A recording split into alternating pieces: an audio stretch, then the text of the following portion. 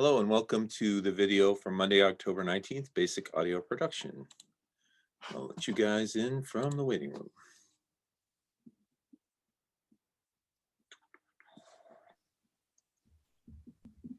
Morning.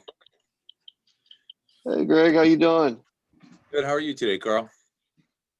I'm doing okay, a little better. Hi, all you beautiful people.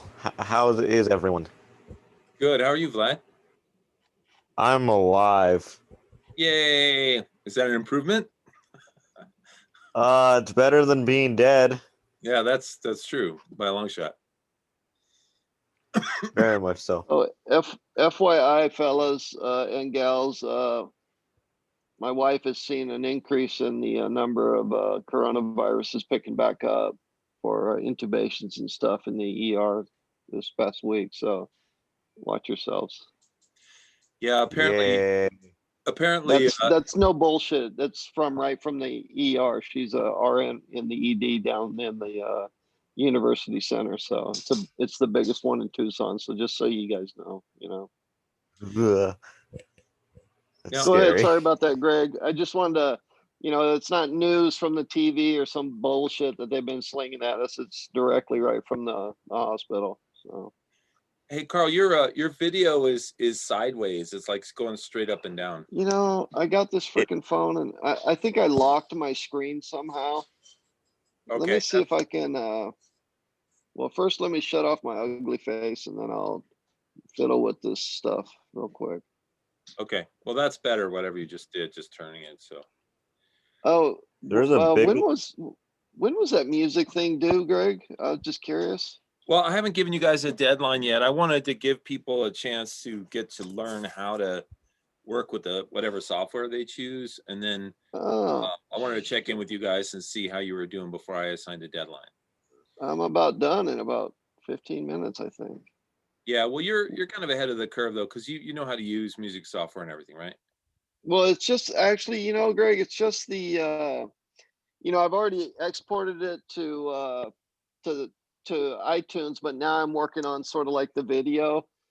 Oh, So, okay. and what I did sort of like a Japanese, yeah, I didn't do just one instrument for you. I could have did one instrument like the Kodo and stuff, but that would have been sort of cheating. Yeah. Or what's that one, the Urzo, where you just go ring, and it's like, so I combine, but it's just a Japanese intro that goes into a funk, which sounded really cool. Can So it can starts off with Japanese, and then it goes into a full funk song. It can should you be play a pretty good. little of the music for us? Sure. Oh wait, let me shut off the drums. Oh, here we go.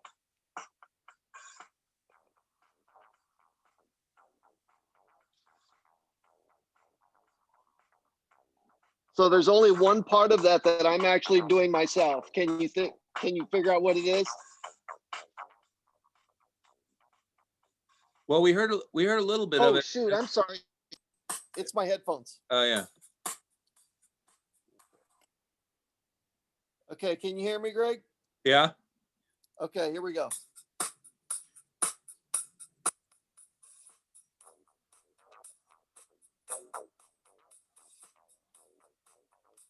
Well, it's real quiet and we can't really hear it that well. There's a little warble. Yeah, there's a warble. So that right there is part of it. It gets more technical, and I only did one part of that. Okay. So the part of that was using the software, and I only played one part of that. And then you didn't hear the Japanese stuff because I've still got to mix it together, and I need to figure out when I want to cut it to the video. And then I'm going to go into another type of music, which is more of a retro wah music. Well, shoot, I have my phone here, but I've been practicing playing the retro wah on my phone, Okay. and it's actually pretty cool. If no one's done it, I mean, it's really cool, and they have basic classes on here. I'd like to do Queen Bohemian Rhapsody on it, but I'm thinking about just switching to the piano over there. Uh-huh. and just doing Bohemian Rhapsody on the piano, but I don't think I'm gonna learn it by the end of this class, to tell you the truth, because my accordion days are long gone. So, Yeah, maybe but something a little simpler. that Yeah. was part of it, and that was that part is 2 minutes and 2 minutes 4 seconds. Part of that, and it just doesn't keep with that beat. It goes up and down. You know, because otherwise you can just press a button and say, "Hey, Greg, I'm done." Right. Yeah, you want So it to be interesting. So cool. All right, thank you, Carl. yeah. Okay, so Pretty dope. let me go ahead and put you guys into the attendance here. Just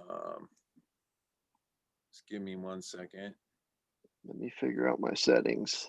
What is it? Lock screen or something like that? Something like that, Like, like unlock screen. yeah. You know, the thing is sometimes you do this and you don't even know you did it until something like this. Yeah. Does anybody know offhand where the unlock screen is at? I mean, I looked at screen time, it's not there. But can't you, is it an iPhone? Yes, it is. Can't you slide up from the bottom? And I think it might be on that little screen. Let me see. Let me look at mine. Let's see. You know, I think it was when I was using the yeah. flashlight. Yeah, like if How- you, I don't know if you Go can, ahead. I don't know if you can see my phone, but see the little thing with the lock on it? This little guy right here. I just swiped up from the bottom and I got this little guy right here. Okay, let me try that. Bro, it's an iPhone. Yeah. Well, I hope we didn't infect you, Vlad, over the internet with our I'm weirdness. an Android guy through and through. Well, I'm sorry to hear that. Are you seeking medical attention? Sadly. Okay. I actually am sort of cross-platform. I have both Android and iPhone. I know that seems weird, but I got the Android so I could make you know, interactive online stuff and check it on both platforms. You guys ready for the iPhone 12, which is gonna cost like $1,400? Yeah, no kidding. And it's selling really well. It's sold better than the 11, I hear. Well, it's a 5G, and that's a whole different monster right there. Yeah, that's pretty cool, I will admit. All right, let me see if I can get to the class website here. Okay, so let's see. Okay, basic audio production. Okay, so let's see. Got it. Awesome. Gotta see who's in here. So Max, I have you down for a presentation. Did you put one together?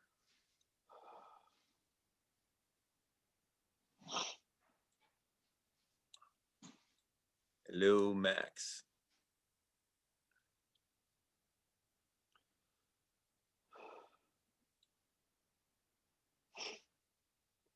I saw your microphone turn on for a second there and then turn off. So I'm not sure. Maybe you're trying to get a hold of me. Sorry, I was on mute. Oh, yeah. Sorry. I'm here. Yes, I have it. Okay. All right. Would you like to share your screen and present that? Yeah. All right. Why don't you go ahead?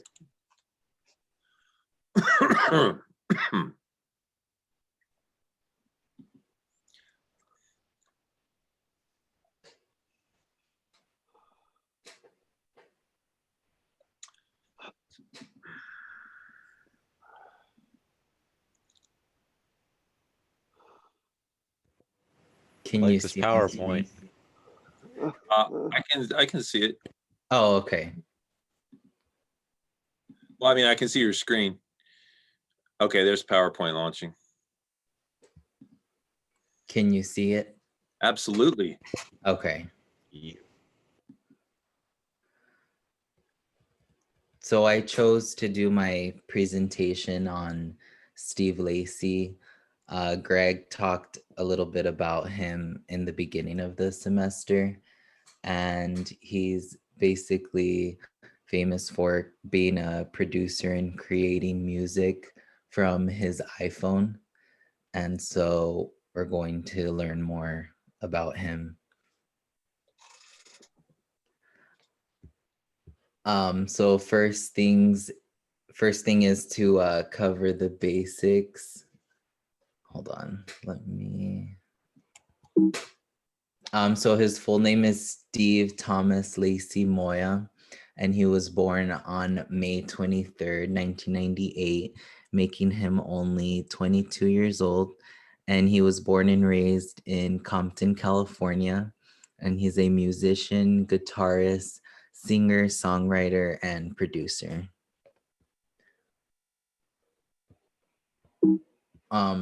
Real quick, can you guys see the like, do you see yourself, Greg, on the screen? Yeah. How do I remove that or minimize it? Well, there's a. Oh, I think I got it. Oh, okay. There we go. Okay. Okay. All right. So Steve Lacey is a part of the Internet Band.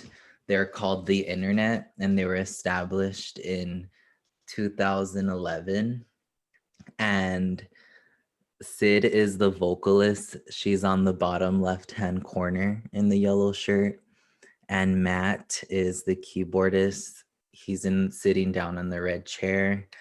Patrick is the bassist, and he's the one in the blue jacket in the back. And the drummer is Chris. He's the one on the red shirt with the drums. And then Steve Lacey is the one in the corner here in the guitar. And they have a total of 4 albums. 2 of the albums are with Steve Lacey, and Steve joined in 2014. He joined the band in 2014 at 16 years old, and in 2015 they became a Grammy nominated R&B band. So Steve started producing music by making beats on his iPhone, and he created his first songs on the iPhone by using a plug-in piece for his guitar called an iRig. And that's the device up, if you see on the top, it's the iRig device. So the cord on the left, he used that end to plug into his phone. And then he used the other piece to plug into the iRig, and then he plugged it into his guitar. And in 2013, that's when he began producing on the Internet's 3rd studio album, Ego Death. And he contributed to 8 tracks and used his iPhone as well. And then he was nominated the Ego Death, the album was nominated Best Urban Contemporary Album at the 58 Grammy Awards. So the Internet Band, they're still together as a group to this day. But they did decide in 2017 to work on solo projects. And so solo projects were released, and Steve was praised for using his iPhone for the majority of the songs. And he also programmed the drum patterns in Ableton as well. So it's pretty interesting to as we're learning about Ableton, to see how an artist like him use the same programs that we're learning about. So how does Steve create music on his iPhone? We're going to watch just a short video. It's about, I'm only going to play a partial of it just to get to the point, because it's a little repetitive, and I'll play that here. Can you hear it? No. Oh, Well, the sound's off. yeah. Oh, and he's 18. Yeah, no. Oh. Oh, and he's 18. Oh, and he's Okay. 18. You might notice there's all this studio equipment behind him. Steve doesn't use any of it. Well, other than the swords. I'm going to show you how I make music on my phone. I'll show you a little bit of the process. Lacey records all of his music on his phone. He's used lots of apps before, but GarageBand is his favorite. And I started off with a simple drum loop. guitar after the drums. Then he plugs his guitar into his iPhone using an iRig cable.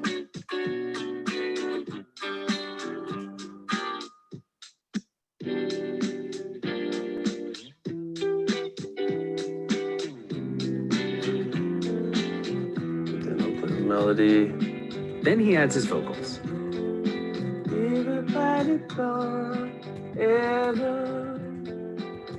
Lacey would rather sing straight into the iPhone's mic, holding a pop filter and getting right up close.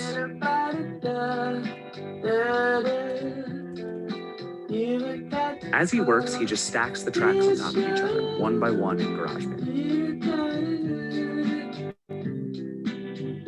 I like to, make wherever I am. So when I'm at home, and my phone was my first before I started going to that studio, I was making beats on my phone, like just making beats on like the apps and like the drum kits and stuff. But I had got this piece called the iRig. I saw like you can plug it into your iPhone, and then I was like, oh, they got amps on here. See what cool guitar sounds I can get. Oh, this seems cool, like dope. Lacey's kind of a big deal now. He could use other equipment, but he likes making music on his iPhone. There's even something about the sound that just feels very Steve. All right, so I'll go back to that's just a brief on how he records the music, but I'll continue here with the presentation. So this was Steve Lacy's first demo album.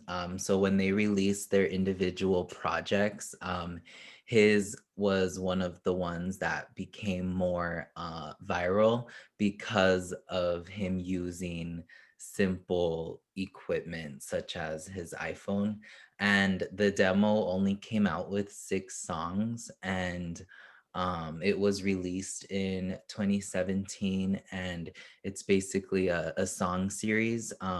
Instead of playing the music, we're just gonna watch the first 2 minutes of his music video, and it's really it's aesthetically pleasing, I guess you could say. And I think this is something, the music video is just so simple. I feel like anyone can direct this type of music video. And it's 2 songs in one, and I'm just gonna play the first song. It's Ride, and then this one is Dark Red, but I'll just play the first 2 minutes and you guys can see.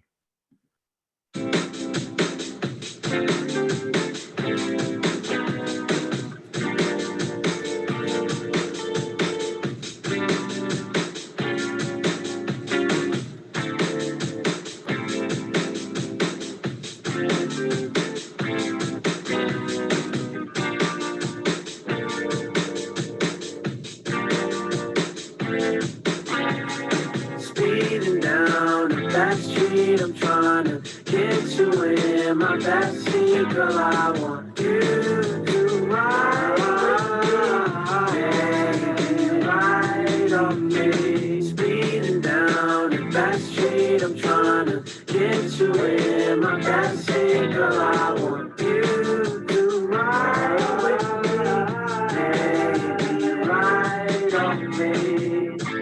I see the way you're looking at me through my peripheral vision, pretty baby, as I ride on this empty road. I'm just looking for something to do.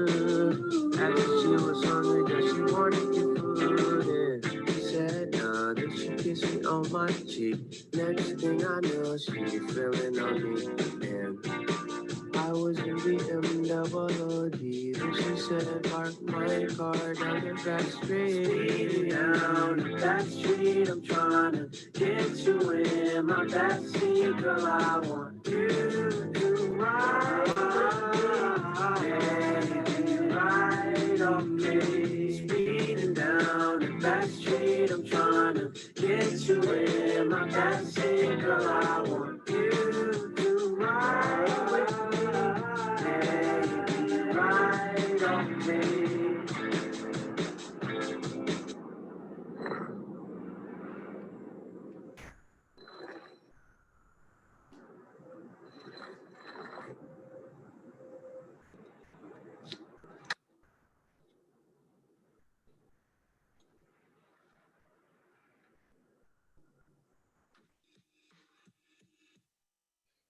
And that's pretty much the music video. If you keep watching, he's actually inside of the back of the trunk, and it's just really seamless, and you know, it's just real simple, and it's a great music video. And so essentially with him making music, of course, off of his iPhone, he released it to online in 2017. And of course, the whole world tuned in and streamed his music and saw his music videos, and everyone was blown away with him creating the music online, singing, producing. And with that, of course, come the artists and all of the celebrities. So this is just a couple of artists that he's worked with. Mac Miller, Kendrick Lamar. The Damn album is one that actually won a Grammy for Best Rap Album. And there are 2 songs that Steve Lacy helped produce in that album that were made from his iPhone. And Tyler the Creator, the Sunflower Boy album was also one that he worked on. Cali Isolation, right here on the bottom left, Vampire Weekend album, Father of the Bride, and then also Solange's album, who is Beyonce's sister, which is a big deal. And yeah, these are just some of the artists. And then these are just the credits. So as you can see, it's the year of the album that the year the album came out, the name of the album, the artist, and then what Steve Lacy actually, exactly what he did on the album. He was the composer, artist, the engineer. You can see how far he's came. So essentially my purpose of this is just to show how one person, you know, just by using your iPhone and just a simple equipment, you know, how far you can come, and just to not feel discouraged and just go for it and see what you can try to do. And you never know if you can become the next Steve Lacy. And it goes for any artist, whether it be film, you know, filming a movie from your iPhone. But that's it. Wow, nice job. Thank you. That was really great. Thanks. And then I'll upload it on the oh, stop share. Okay. Yeah, that's all I I had. liked his music. Thank you. Yeah, it's really great. It's really soothing to listen to. Yeah, I noticed he got 22 million hits on his video. That's not Oh bad. yeah. Yeah. Wow. And it's from 2017, the music video, but yeah, it's a really great video.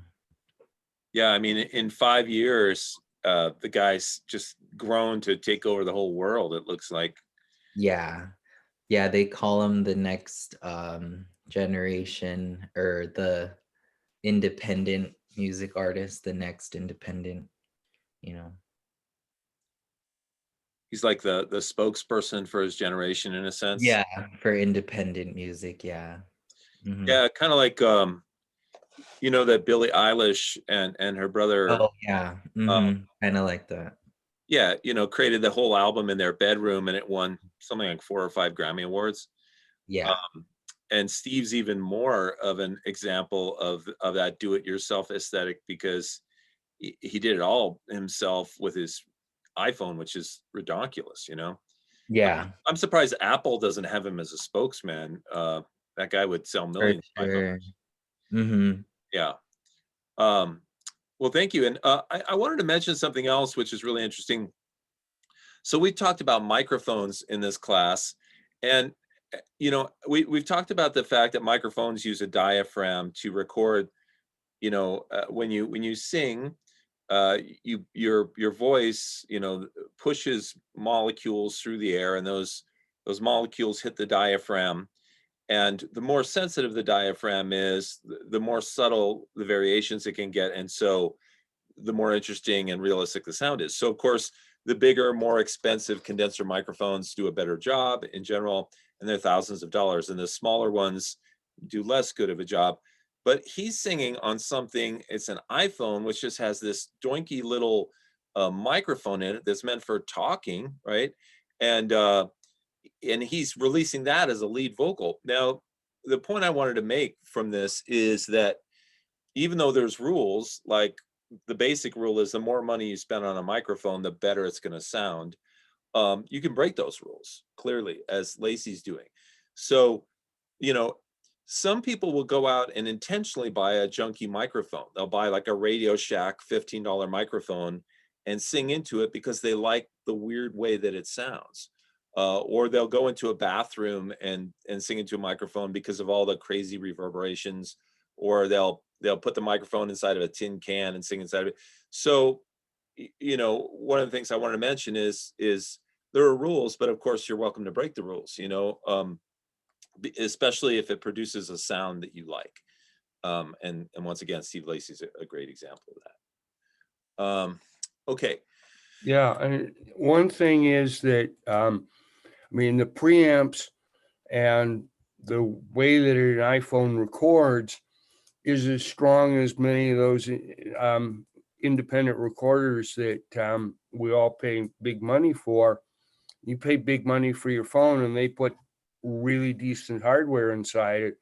So if you hook a nice microphone up to it, you're going to get some pretty good sound out of your iPhone without spending the bucks on on one of those specialized recorders.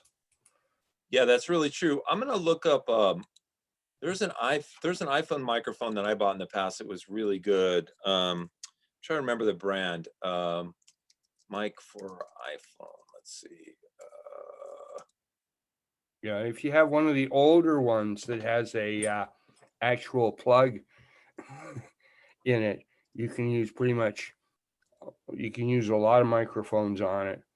But also, I know they make adapters, and probably that iRig would get any microphone you want into your into your iPhones that don't have a regular old-fashioned phone jack in them. Yeah, it could be. Yeah, because it has like a 1/4-inch plug on it. Let me do a little search here. I'm trying to get to the Guitar Center website because they had the microphone that I bought, and I'm hoping I can just find it there. Yeah, and they make these little adapters from the port to conventional microphones, plugins.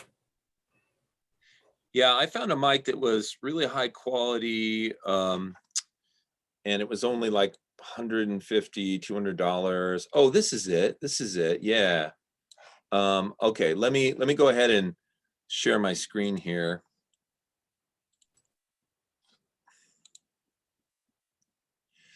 Okay, so I'm on the Guitar Center website, and for those of you that are not familiar with this store, there's two in Tucson. There's one on Broadway and Swan, and there's one way up in the north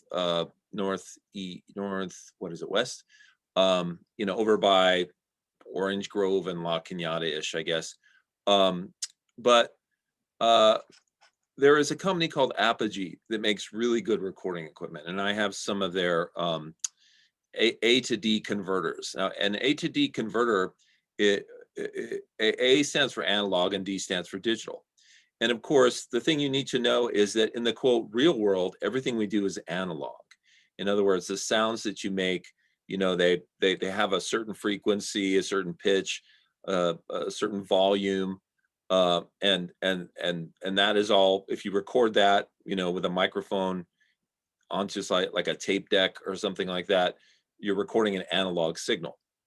But because we're using computers nowadays, there has to be a processor that takes that analog signal and converts it to digital. And basically, once again, the rule of thumb is the more you spend, the better you get. So I have these two rigs that cost $2,500 a piece. They each have 8 inputs in them, and they're by Apogee, and you combine them together. It's called the Ensemble, the Apogee Ensemble. And you combine them together and you get 16 tracks of super high quality professional audio to digital conversion. Now, the reason I got 16 tracks was because when you record drums, you can use 8 tracks on just the drums alone. And then if you have a live band playing with that, you could use another 8 tracks for bass, guitar, vocalist, keyboards, you name it, right? So that gives me enough tracks to record a live band.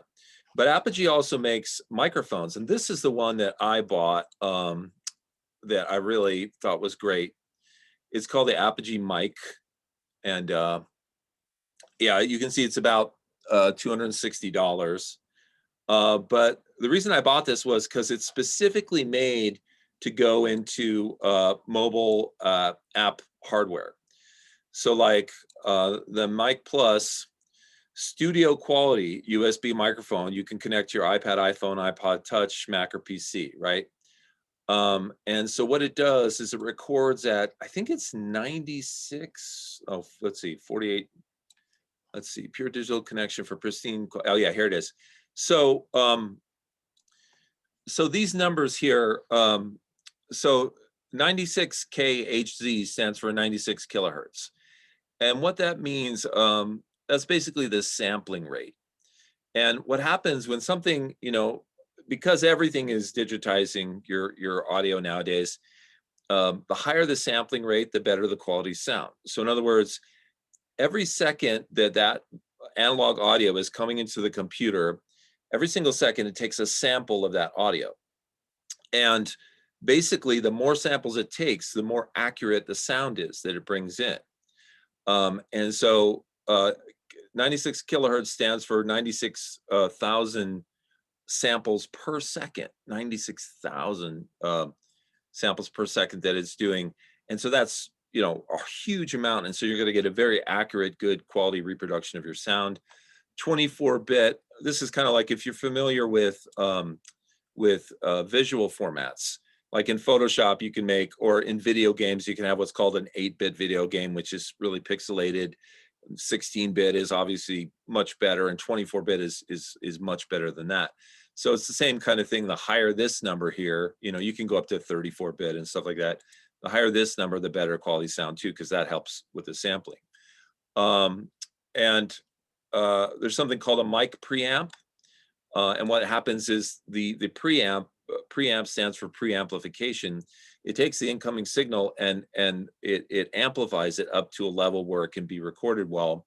And so you get 46 decibels. And if you remember, decibels is the unit of measurement of the volume of a sound. And so 46 decibels is a really nice big boost for whatever sound is coming in. And it says, no configuration required, you just plug and play. And it really is a great mic. I love this mic. One of the reasons I bought it was for portable uses. Like, let's say you're going on a little trip, you're stuck in a bus station, or maybe you're in a hotel room or something like that. You can take this microphone and plug it into your iPhone, your iPad, or your Mac, and just record like studio quality sound. You could put a guitar right in front of it and record, and then you can, hold it and sing, almost kind of like in the Steve Lacy manner, but as opposed to an iPhone, and no knocks against Lacy because he's doing a great job, but his iPhone is going to have a very specific, sort of lower quality but digitized sound that's going to produce a certain, feel. And that really works for Lacy, and that's his signature. So more power to him. And you can do that as well. But if you want to get like super high quality, real analog sound, something like this is going to rock your world. And it also comes with a little stand here, a little tripod stand, so you can, play music in the room and everything. Anyway, I know that for most of you, this might not be something that is in your budget or that you would want to get, but just trying to show you that, there's a spectrum of microphones that you can get and use that, and the pricing has really dropped. I mean, $260 for digital mobile sound is, was probably unheard of 10 years ago. Anyway, so that's quality stuff. All right, let's go back to the class website here. So that means I got to find it. Okay. Yeah. Yeah. And one of the things is that there is the recording app that I found for my iPhone actually will let you run at 96 kilohertz and 24-bit. Oh, really? But it makes monster files. Well, that's the other part of it. And thank you for saying that. Of course, the more samples you take, the bigger your files are going to be. And so, you know, you got to have, just like video, you got to have a bunch of room. But you know, the cost of like external hard drives and everything is dropping. I just spent $114 this weekend and got a 5 terabyte hard drive, portable hard drive. This little, I don't know, you guys can't see it, but it's incredible, you know. And you just Where'd you get that at, Greg? Amazon. A 5 terabyte? 5 terabytes for $114. What- It's What's the brand on that thing? Seagate. Seagate's an awesome brand. Okay. Yeah, Yeah. and it's just a little portable guy. It's like, you know, the size of it's a little smaller than my wallet here. So it's pretty awesome. Crikey. Yeah. And you can pick up 1 terabyte SSDs for about $100 now. Yeah, SSDs are just they're so cool. They're so fast. Ridiculous. Okay, so what we're going to do today is a couple things. We're going to look at another Ableton tutorial, and then I'm going to show you a little bit of what I was doing with Ableton. So let's go ahead and go to the class website, click on this Make Melodies link, and we'll go to the Ableton tutorial. Now, I do want to reemphasize that even though I'm demoing Ableton to you guys, you don't have to use this software. If you got any kind of Apple device, GarageBand is the way to go. It's really easy to use and really fun. But if you're using any type of Windows device, you can use any software that you want. Ableton, like I said, is a free 90-day trial, and we're doing these demos. So if you don't have a preference, you can always download Ableton.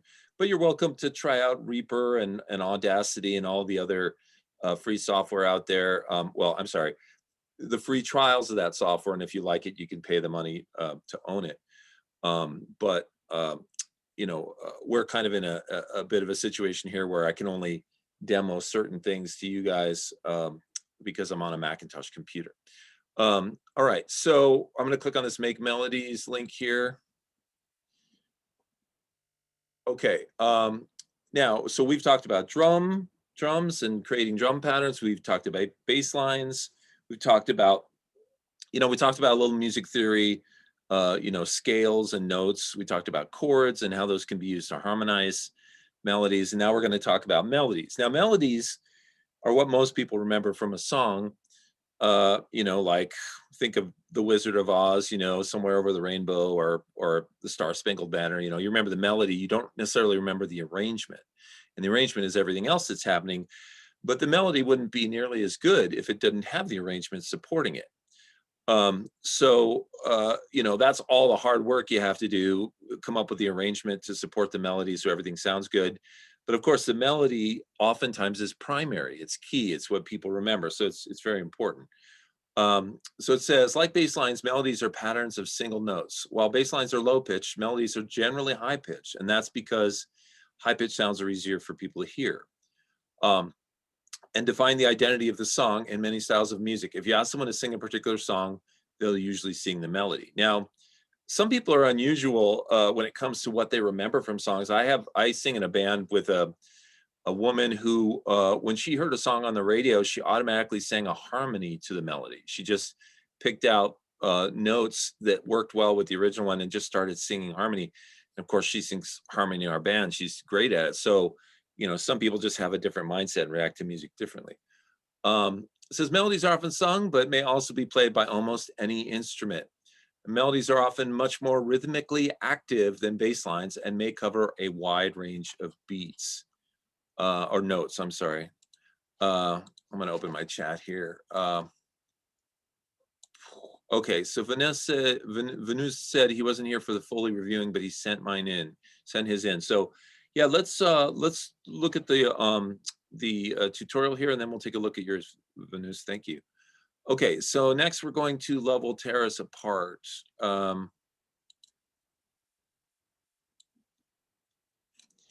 Okay, here we go.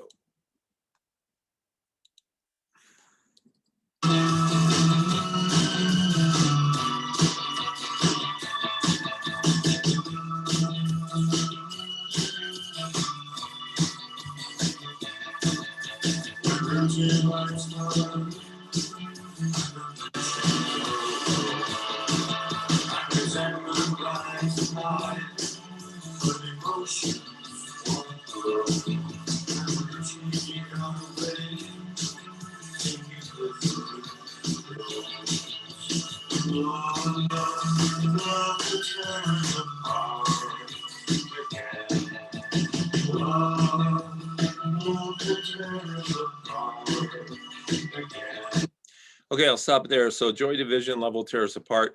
And by the way, speaking of simple videos, this is a video that would also be pretty easy for you to make if you were making a band music video. So it says, what are these sounds? The main melody in this classic track is played by both a synthesizer and a bass guitar in different pitch ranges and with slightly different rhythms. It's also sung during certain sections of the song called the choruses. So he was just singing. And by the way, when I say you sing a melody from a song, more often than not, you're singing what's called the chorus, which is, you know, the repeating part of a song that has a catchy thing in it called a hook. So in this case, it's the words level terrace apart, you know, in that melodic way that it's being sung. So it says, how's the melody put together? The melody uses only notes in the scale of D major, but the melody starts with a long E, creating a sense of tension against the implied key that continues throughout the whole song. Notice the shape or contour of the melody. And so what they're talking about is the, you know, if you were to draw a line, almost like this line right here, this is like a contour line, you would see how it goes straight, how it bumps up, goes down a little accent, and then back down again. At the beginning, it moves up and down the scale by adjacent notes, but at the end, it leaps from a B to a D and then down to an A. The contrast between stepwise and leapwise motion helps to make the melody strong and memorable. Okay, so stepwise is literally when you're going up notes, and in a scene, in a view like this, it literally looks like steps. You can see this is stepwise motion going down. This is stepwise motion going up. But in this case, they're calling it leapwise motion. And that's where you're leaping from one note to another and then leaping back down. Notice there's no steps in between. Now, when you listen to this, listen for the stepwise motion. You know, you're going to hear that note and then the steps going up, steps coming down, and then listen for the leap, which will be more of a boom, boom kind of thing.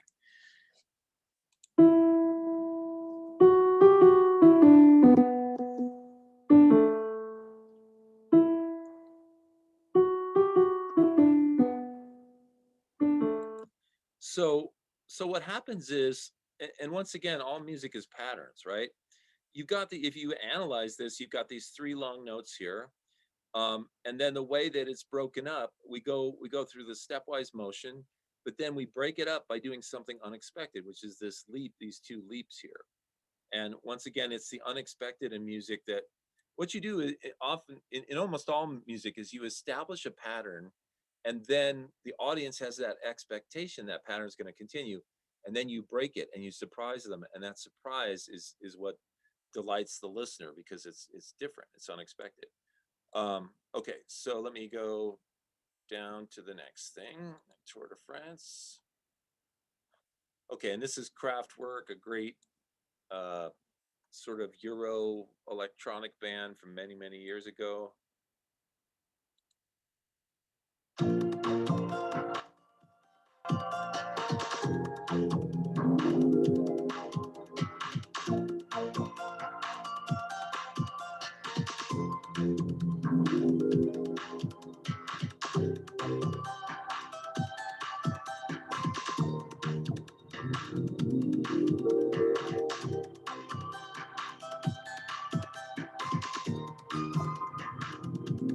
Okay, so they established a melody. You know, like I said, we're listening to the melody, but you can tell there's a bunch of other stuff going back there, and that could all fall under the category of harmony and beat support structure, right? There's a bunch of funky bass notes and a cool little drum thing happening. And that all, it establishes the mood and the support for the song, and then the melody sits on top of it. So it says synthesizers and drum machines play all the sounds in this track except the vocal part, so vocals must come in. And the primary melody is a synthetic string-like sound. How is the melody put together? The main melody in this track is very long, but you can break it down into 4 smaller pieces or phrases that are simple variations of each other. The first and second phrases are identical, with the exception of the final note. In the final phrase, the last 2 notes descend from B flat to A flat, while in the second phrase, they ascend from B flat to C. You can hear this as a sort of question and answer relationship. The first phrase sounds somehow incomplete, while the second phrase sounds like it serves to resolve the first. That's an excellent way of saying it. So question and answer in music is also called call and response. And call and response happens all throughout music. Right now it's happening in a melody, but call and response would be, especially with vocals, call and response is when the lead vocalist will sing a vocal line and the backing vocalist will answer it. Like, give me money. Yeah, that's what I want. Give me money, a whole lot of money, from a classic 60s track Money. But if you look at this pattern here, they're breaking it up into phrases, which are just short parts of a song. And if you look at the pattern, you can see that this little, these little ascending notes, which, here's a leap, and then we've got a couple steps and then another leap, right? And it does this sort of strange pattern. And this second phrase here is identical to the first, except for the resolution of the note. So in other words, we establish this pattern where we end on this note. We do the pattern again, and so the audience is expecting that note again, but now we jump up to this note. It provides a little surprise.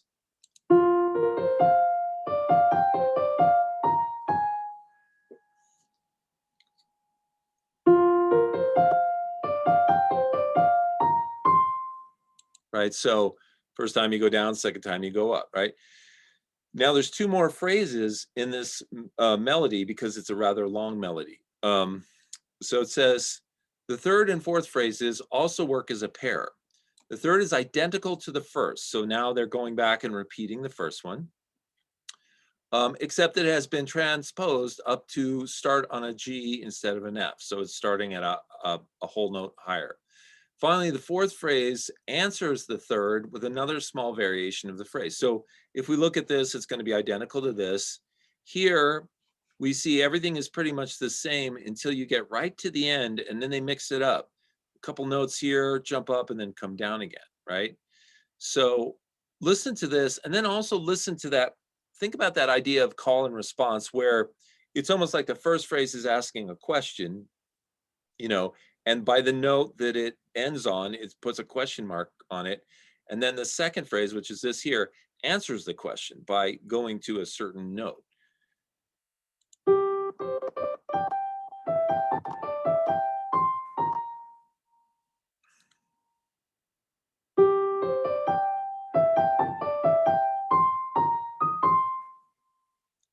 So they put in a couple of extra notes there that are unexpected and say, hey, this is your answer, right? Okay, so let's see. This is kind of interesting too. The first few notes of this melody are borrowed from a much older piece of music, Paul Hindemith's Sonata for Flute and Piano, written in 1936.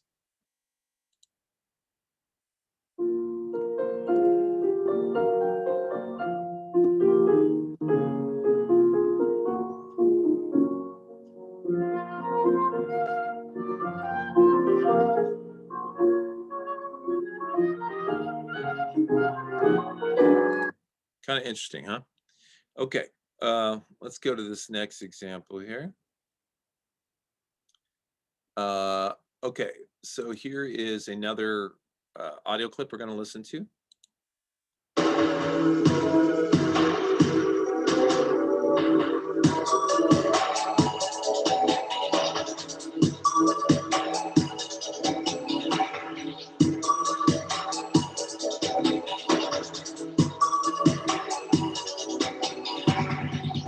Now, sometimes, especially in a track like this, the melody is in there and you can hear it because it's the high part, right? But the other instruments are so out in front, like that drum, and then the little, you know, synthesizer part that responds to it after the drum does its little thing is so prominent. It's almost like the melody is in the background behind it, but you can still hear it. So all of that becomes like the hook of the song. It says there are many layers in the song, and all of them are played by electronic instruments of some kind. How is this melody put together? The song is in E minor. So of course, remember that minor keys are going to give you a darker, more moody sound. Much like the Kraftwerk example, the melody is a pair of nearly identical phrases with a small variation at the end of the phrase. Each phrase is 2 bars long and only the last note differs. And of course, these are bars here, like this dark gray area is a bar, that's a bar, that's a bar, that's a bar. The rhythm is interesting. The pair of ascending 5-note lines from D up to B creates a sort of rhythmic tension as the notes land in a different place in the bar each time through the figure. And a musical figure is like a phrase. It's just, and you can, you know, you can see these notes down here, but sometimes it's easier to just look at these little lines here because they show you that there's the first note and then a leap down a bunch of steps, and then a low note here. You can see that this pattern is essentially identical in the second set of 2 bars, but you can look here and notice that the last note changes, which is, you know, the surprise.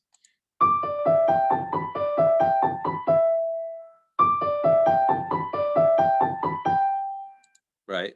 And once again, the sense of resolution, you know, from that last note. Okay, it says, did you notice, you might have noticed that the notes didn't quite sound the same because the video and the note grid, that's because the original track was used notes that are in between the 12 pitches that are commonly used. This might have happened because Iconica was working with synthesizers that had very flexible ranges of pitches, and she tuned them by ear than rather to a standard reference. So basically what they're saying is, if you go listen to this song again, it's not perfect pitch. In other words, it's not, you know, an A is not A440, 440, you know, vibrations per second is what A440 is. And a lot of orchestras and stuff will tune their instruments to that pitch. That's the sound of a pitchfork or an electronic tuning instrument. But if somebody, if you had a synthesizer that allows you, it's got like a pitch wheel on it, and you can change the pitch of the synth, you might end up sort of pitching it between 2 notes, and then that's going to give you an unusual sound. But you know that's once again something. It's a rule to record music that's you know synced up to A440 pitch, but once again you can break the rules. It says if you listen to the original track alone, everything works because all the instruments use the same collection of notes and so are in tune with each other. In the grid, we've chosen to move up the next higher conventional note, E. So in other words, it was, you know, the note that she recorded this in, the first note was somewhere between a D and an E, and they just pitched it up to an E because everything in this software is perfect pitch, right? But we could also have gone lower. The song is almost exactly halfway between E flat and E. Experiment with your own melodies and use unusual groupings of notes or repeated phrases with variations. Okay, so next we're gonna have another example. This one's by Robert Hood. It's called Ride.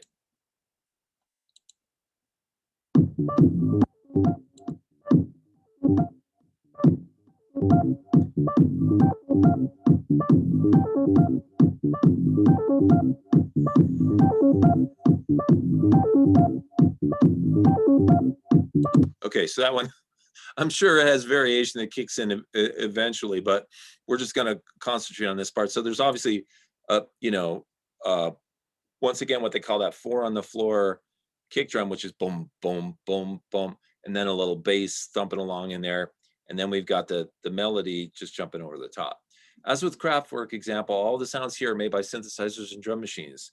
There are actually very few sounds being used, but they continuously evolve. Robert Hood was working extensively with the Roland Alpha Juno 2 synthesizer on this record, and it's likely that this is the synth used for this melodic sound. How's the melody put together? In addition to the drums, there's only a single pattern of notes that repeats throughout the entire track. This is an example of what they're calling minimal techno. Here the focus is on slow, subtle changes, primarily to the nature of the sounds themselves, rather than to the notes and rhythms. So here is the melody. Now that is a really cool melody. It's just really interesting and weird. Now I don't know how long you could listen to it, but it's just very surprising, you know. Um, and you can tell why just by looking at the note pattern here. Look at these leaps. You know, this thing just it's like kinetic sculpture or something. It's just all over the place, but it sounds great. It says, notice that the line jumps between a very wide range of pitches. As you listen to it repeat, you might sometimes hear it as one part, while at other times it might separate into two interlocking parts, with the high notes suggesting a melody and the low notes suggesting a bass line. So is it one or the other or both? In music like this, the distinction is really up to the listener. Also notice that the steady 4 on the floor kick drum makes it very easy to hear the beats, but it's very difficult to tell where the pattern actually begins. If you jump to different points in the video, you might hear the pattern sound like it has shifted to begin in different places. So let's listen to it again. And this time, instead of listening to it as one piece of music, see if you can see if these lower notes might sound like something that's being played by a bass, and the higher notes might be played by something like a keyboard or a guitar. And if it's like, if you could actually hear it as like two different instruments, you know, doing sort of a call and response thing. Yeah, so like that, right? It's like a call and response. So really cool and interesting stuff. Now, by the way, I wanted to say that even though we're studying all this sort of electronic music, there's no requirement that you do this type of music. It's going to be one of the easiest things for you to do because you have computers and software and stuff. But if you play any other type of instrument, a classical instrument or acoustic guitar or flute or whatever you want to do, you're more than welcome to record any of that. Okay, now, so now they're going to take that same melody and they're going to put in the 4 on the floor kick drum, which is a kick drum at the beginning of every beat. So first we'll listen to the melody. And now the kick drum.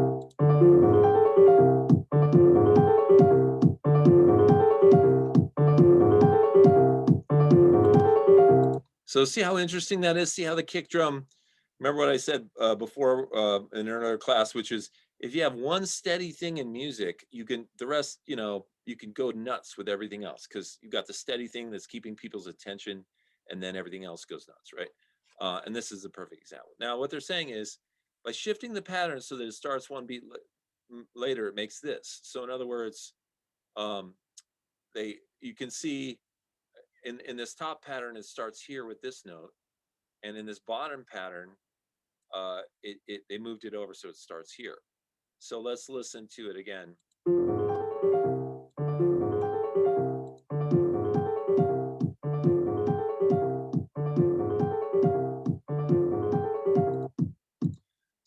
So what it does, I mean, and this is a very funky, weird, almost jazzy kind of melody, but it changes the character of the melody just by starting a little later in the sequence. So the first variation, the first version perhaps aligns better with where changes occur in the original track, but the second version might align better with where you naturally hear the pattern begin. So what's the real starting position? Again, it doesn't really matter. Music like this is open to lots of interpretations. Try to create your own versions that play with some of these ideas. Okay, let's go ahead to the next one. Okay, so this is where, okay, this is where you guys get to play. Now, you can create a drum track down here. You can create a melody up here, and then you can play with it. Now, I want to show you something I did just right before class. Let me go here. Okay, so here's what I did right before class on this very screen, right? Now, one of the things that's kind of fun to do, especially in this software, is just you know, click out patterns that are just based on whatever mood you're feeling. You know what I mean? Like you can do ascending notes, descending notes. You can extend notes by grabbing this little line and pulling it over. And that's all I did. I just you know, picked out a couple notes here, a few more there, a few more there, and you can see that you can almost read the composer's thoughts. Okay, I'm going to go up, I'm going to go down and end on a note. I'm going to start higher and come down and then do a little ascension at the end there, right? So that's what I did. And of course, I'm working in C, you know, the nice thing is you can change the keys right up here, and every key has sort of a different feel to it. But it's okay to work in C, which is the easiest key to work in with all the white notes on your keyboard if you're just starting out. So here's my weird little melody.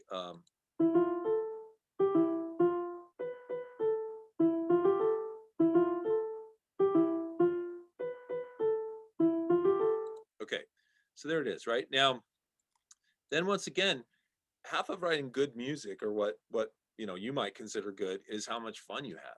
If you have fun putting it together, then it's probably going to sound good. It's probably going to sound fun. So I just played once again with the kick drum down here. I put a kick here, and then I didn't put another kick until the second beat of the fourth measure, which is pretty bizarre. And then I played with my open and closed hi-hats. And as you can see by this pattern, the open and closed hi-hat are that steady thing that I'm looking for, the psh, psh, psh, psh, like the 4 on the floor kick. As long as I have that, I can mess with the kick drum, and I can have this weird melody that's all over the place. So here's the kick drum, or the drum part all by itself.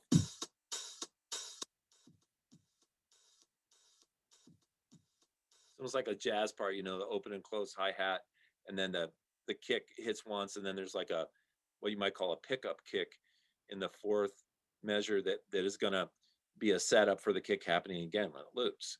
And then here's how the two sound together.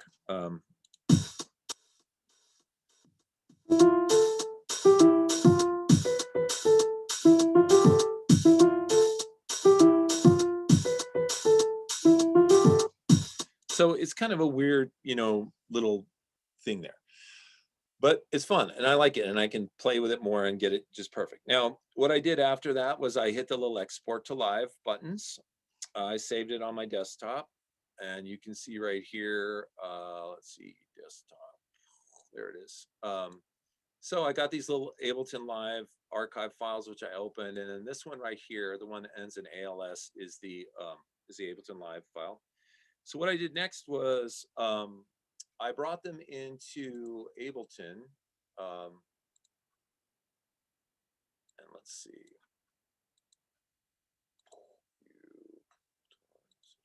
Okay, so you guys are familiar with this view. This is the view that we've been looking at Ableton with when it opens up, right? And all I did was, what I did the other day, which is, let me close some windows here. I just grabbed these little tracks and dragged them over into one of these little columns here, right? Now, the thing that you need to remember to do is drag them in so that they're all in the same row. And then you got to remember to click on these little triangles if you want them to play. That's the thing I missed last week. But anyway, so here's the two parts together.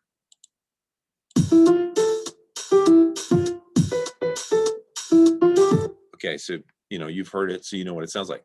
Now, and of course, all the stuff that we did last week where you can change the volumes, you can start to put in special effects, you can change all the instruments over here, and of course, make new tracks and drop them in.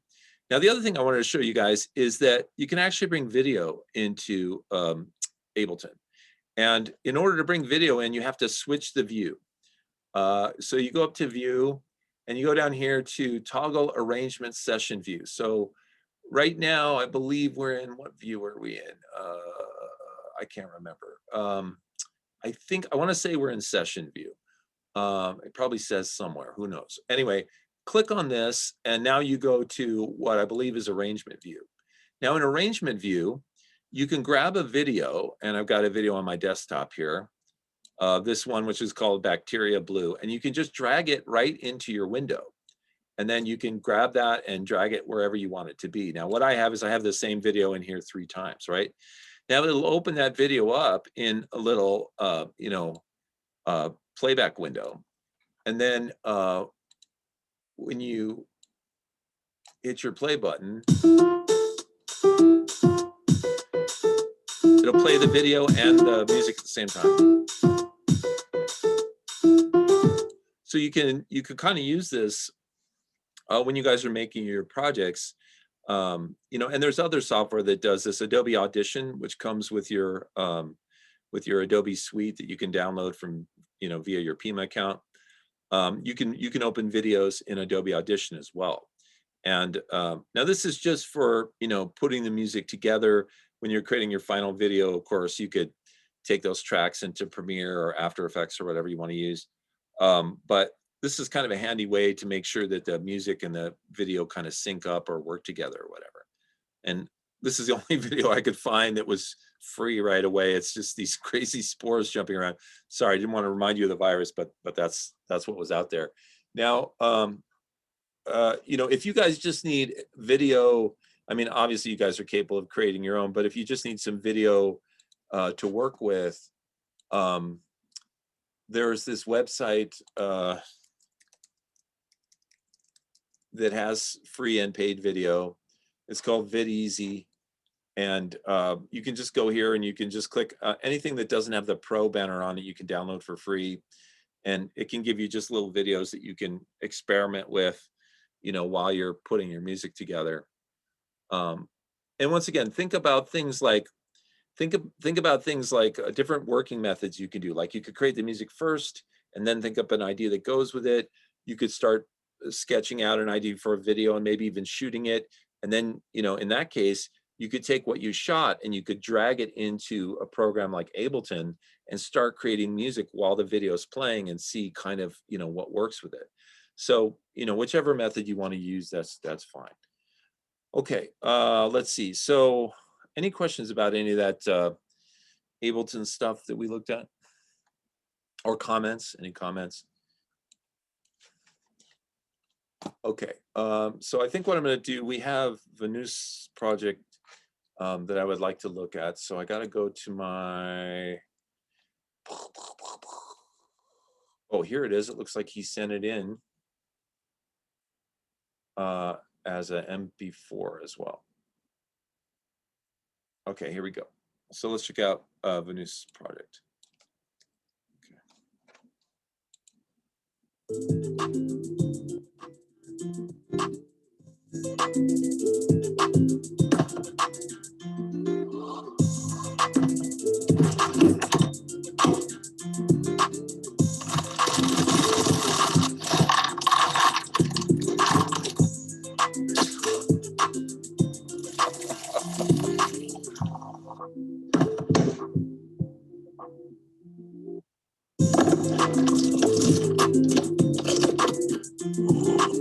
I don't think that's healthy. Wow, that was really nice, but it's also horrifying at the same time. Dr. Pepper with cereal. Wow. What do you guys think? Did you like the Foley in that project? Yeah, how'd you do? What'd you do for the sound effects? Well, for the sound effects, I actually recorded them on my phone. I had the video that I made a couple months ago, and I just recorded the sound a couple days ago, last week, I think, on my phone. Great. And it sounds great. You did a really nice job. It sounded crisp. Yeah, isn't that amazing what you can get off your phone? It's just ridiculous, and certainly for student projects like this, you can use anything you have available to you, but it's also a good idea whenever possible to get experience with higher quality microphones so that when you're doing professional work, you're working with the real thing. But this was great. Really, really nice job.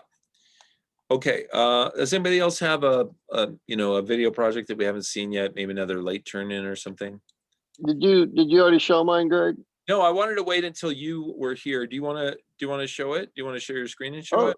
sure. Go. You have it actually. Okay. Yeah, I think it's in my inbox. It'd be easier because I'm using my phone and as the Zoom and my computer for work.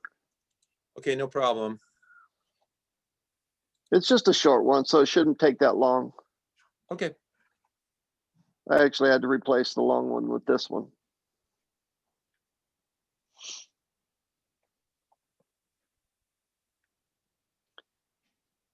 The sky is crying. Oh, what?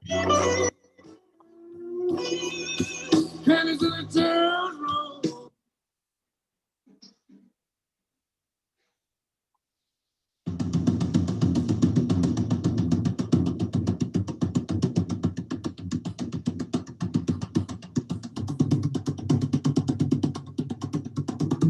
That's Valentina, my wife.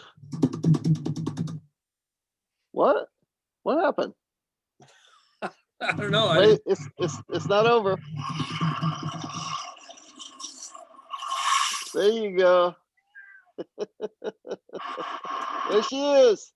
The sky is crying.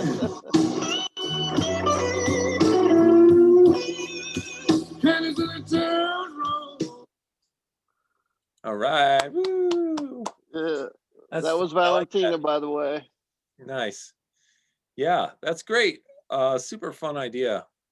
And So I did a jet sounds in the background, uh, made with air and other sounds of like a fighter. I watched on YouTube how they did it with the whooshing of a little tube thing with holes in it. okay. And if you do it right next to the thing, and then I elongated that little like fraction of a second, and then I copied that 4 times on top of each other, so it was 4 files. And then I just raised it. I listened to a jet airplane and raised it like they would. And then I added a guy who I got like off of YouTube who said, "Whoa, what's that?" And then I put him on there too in the track. So Nice. Nicely done. Okay. the drums were all me, by the way. Okay. Let's see. We have Trinity says she has one in her folder.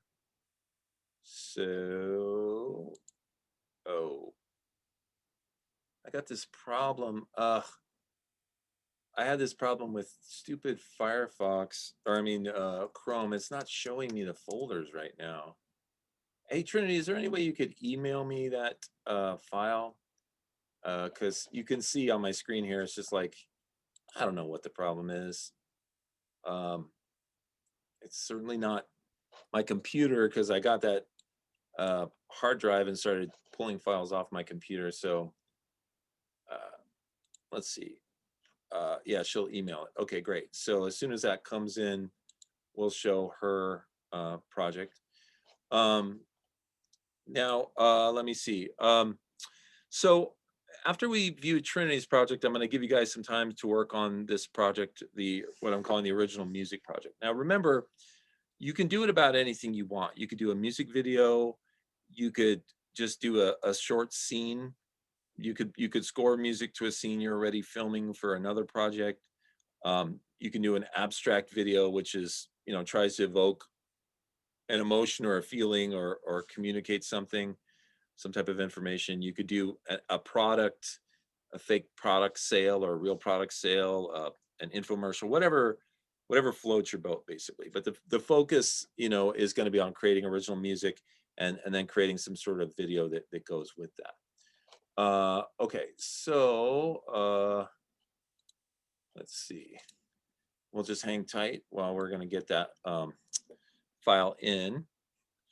And any questions from you guys about this music project? Have most of you guys figured out what you're going to use to record your music? No idea. Okay, and what are you on a PC? Vlad? Yep. Okay. Do you have any interest in downloading the Live software, the Ableton Live? A little bit. Okay. If that's like really my only option, then yeah, probably. Well, it's not your only option. I mean, there's other software out there. Like I said, there's let me show you a couple of other options that are available to you. So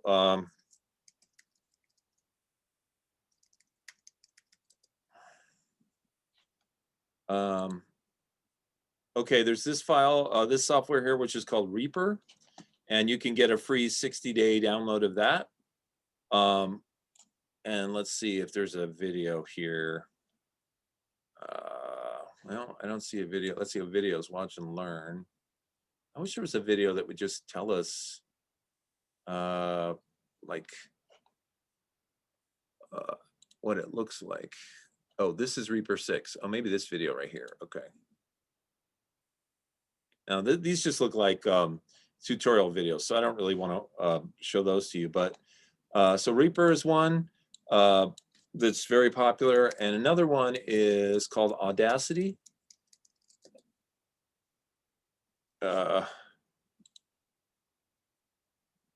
Now this one, This one is free, open source cross-platform audio software, right? So I just really hope they have a video here because it would be really cool.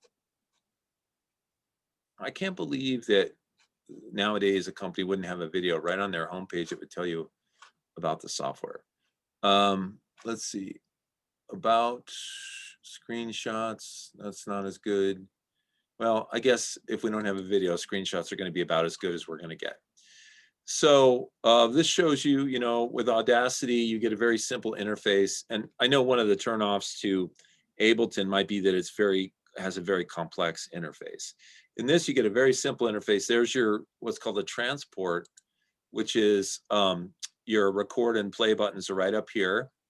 Here's your audio levels, and then these are your tracks. You know, it's just stupid simple. In fact, I'll probably download Audacity and show you guys a demo of it on Wednesday. For those of you that aren't interested in Ableton, if it looks too complex and you don't want to deal with it. Here's Audacity again. That last theme was called the light theme. This is called the dark theme. So it's just a little easier to see certain things. And then this is what's called multi-view. And this is where you're seeing, you know, not only are you seeing the actual sound wave, but you're actually seeing, this is called like a spectrum view of the sound wave. It's kind of like a heat sensor, a view of the sound, and it shows you where certain frequencies are being played. And for some people, that's an interesting and good way to play with sounds.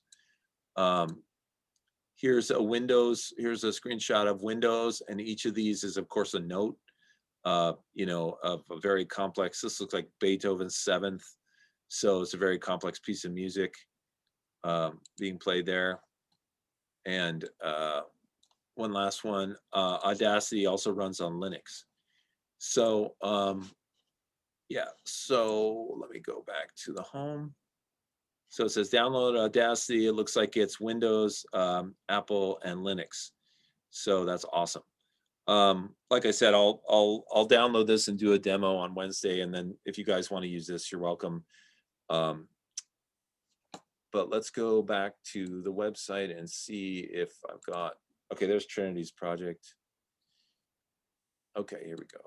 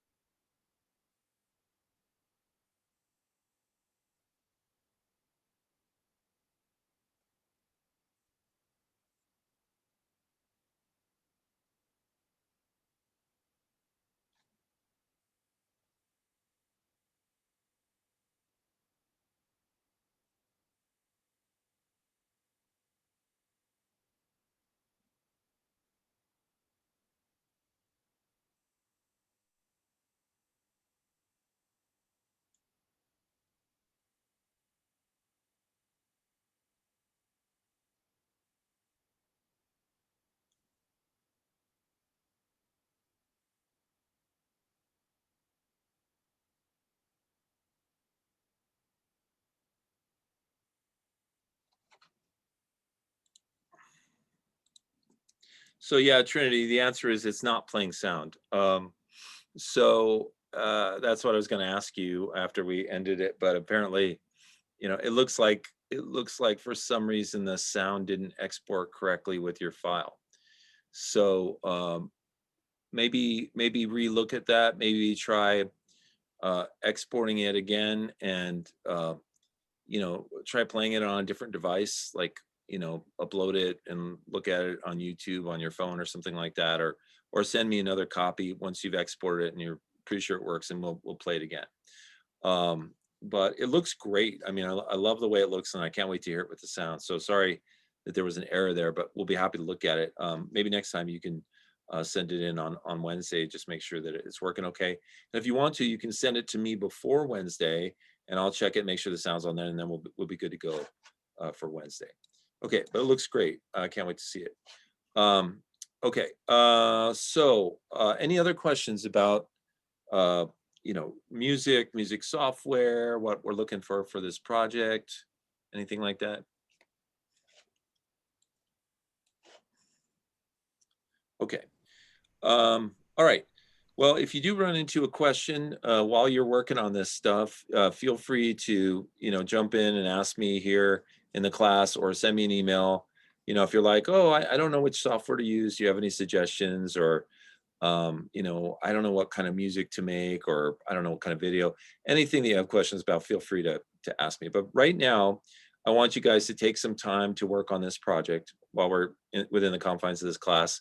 So you can either work on, trying to figure out a piece of software to use, trying to figure out, you can write down some ideas for the video you're going to take and the kind of music. If you already have your software, you can work on the music itself. So any of those aspects of the project that you need to work on, go ahead and work on. Like I told Carl earlier, I haven't given you guys a deadline yet, because I like to wait until I see that people have, sort of launched their ship off the shore and are out there working, and then I can ask people, well, how far away are you? A week, 2 weeks away? And then that's when I like to give a deadline, so everybody gets a chance to produce something. And also, some of you, it's a brand new field you're entering, which is producing music. You gotta figure out the software, you gotta make something, and then you gotta do video on top of it. So we're asking, a lot. Okay, so I'm going to go ahead and turn my video off, but stay here in the class. I want you guys to work on your projects, and then I'll check back in with you at the end of class. Okay, sound good? All right. All right. Thanks, Greg. Have a good one. Okay, you too.